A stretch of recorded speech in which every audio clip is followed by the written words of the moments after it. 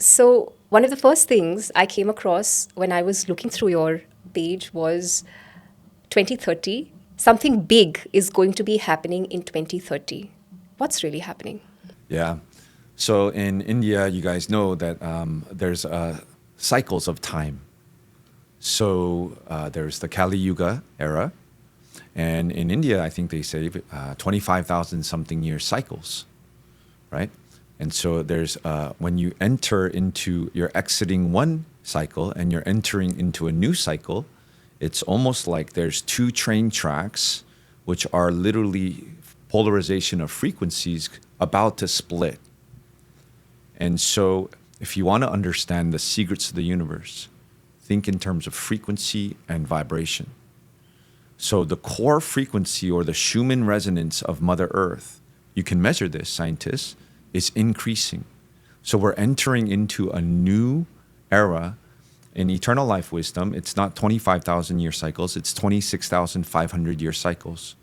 So some people say we're exiting the age of Kali Yuga, and we're entering into a new age of Aquarius, which some people call the golden age. But there's no force in source. For there to be love, there has to be a choice. For true love to exist, there has to be a choice. If a big guy on a Harley Davidson motorcycle says to a little girl, if you don't do this, I'm going to do this, that's not love, that's fear.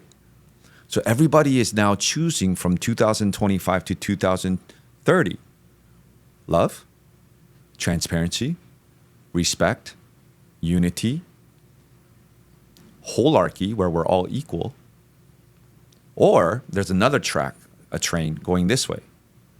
And this train is about fear, false evidence appearing real, hierarchy, competition. And so all of these systems, which are not in alignment with the eternal law of one, which is in law with the eternal source law, is going to be exposed. And we see it happening right now. 5 companies own 90% of the medical system, the political system. And so as the frequency of Mother Earth increases, we're exiting the dark age, and people are going to have to choose once everything is in the light of transparency. In 2030, right, there's going to be a polarization over the next 5 years, and people are going to start to choose. And it does mean we're still going to be in the same location, but the frequency will be completely different. And so the hologram or your life will reflect the frequencies of the choices that we make. And this is going to, speed up. The trains are going to continue leaving on different tracks because time spirals, right? And so as we're exiting one time and we're exiting a new one, there's going to be people who choose to stay on the old train, and there's going to be people who choose to stay on a new train, which is going in to create new systems that are based on transparency, respect, unity. So, is this what you call as a time split? You have these two sects of people who are leading different lives altogether with different sentiments and different principles?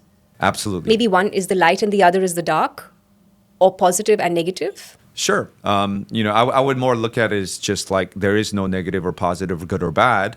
What I would say is different degrees of density, right? So everything is from source, everything is of source, but there will be people who continue to live in density, and there will be those people who choose to live in harmony. When you say density, can you break this down for me?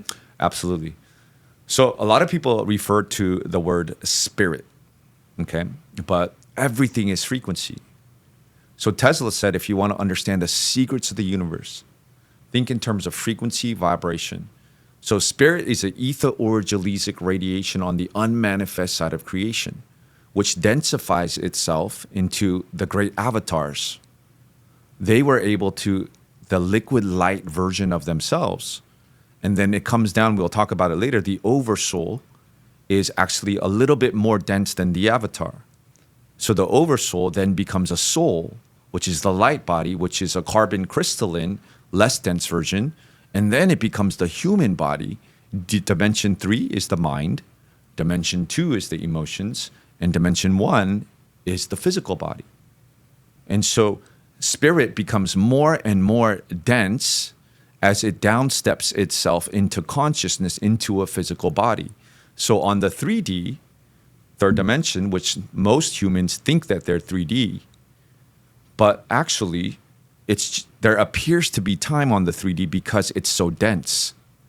But when you continue to go up higher and higher in frequency, there is a frequency where there is no time, only consciousness moving through different densities. So when these great avatars of the past, such as Jesus, Babaji, Buddha, when they meditated, they became at one with all, unattached to anything. So their consciousness can go to a place where there's no time or space, and they could see. They could see beyond time or space. And this is the same thing as intuition. When you're in your fourth, fifth, and sixth stranded DNA or your soul, your superconscious mind, Freud called it, you can have access to information before it happens. No time. So if you follow and flow with your intuition, you can never go wrong in life because it will lead you to your highest evolutionary potential, right? So this is the concept of density, right? And there's light, and then it becomes more dense as it becomes human. Would it be right to say that we're talking about this movement from subtle to gross, from subtle body to gross body? Yeah, that's one way of saying the same thing. Subtle body is the subtle energetic body, and then it becomes gross. And some, scientists will say particle and wave, right? So particle and wave, so like same thing. And this has been proven in science. When you look at and you put awareness, the split lap experiment, it shifts. The awareness brings it into matter. But when it's not, it's just existing as potential. If you enjoyed watching this content, you can watch the full in-depth video on the Body to Being podcast hosted on Shlloka YouTube channel. To continue watching shorter pieces of this content, you can subscribe to Shlloka Clips on YouTube. Don't forget to like this video and follow us on Spotify. Pranam.